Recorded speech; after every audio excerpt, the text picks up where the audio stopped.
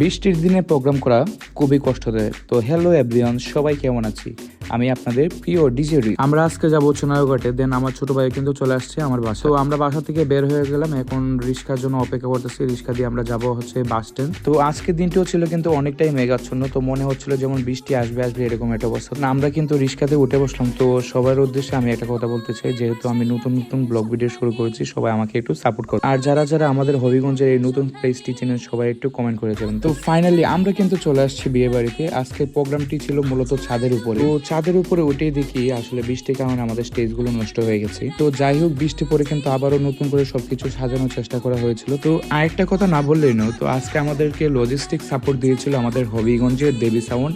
দেন হবিগঞ্জের দেবী সাউন্ডের সাথে কিন্তু আমার খুব ভালো সম্পর্ক। তো ওনাদের সাথে প্রোগ্রামও কিন্তু খুব প্রায়ই আমার করা হয়। বৃষ্টির কারণে কিন্তু খুব ভালো একটা সেট আপ ওনারা দিতে পারে নাই, কারণ যে সেট আপটা ওনারা দিয়েছিল সেটা আবার পরবর্তীতে খুলতে হয়। দেন আমিও কিন্তু আমার ডিজে প্লেয়ারটা সেট আপ দিয়ে দিই। তো আর বেশিক্ষণ কথা না বলে সরাসরি চলে যাবো আজকে আমাদের ডিজে প্রোগ্রামে।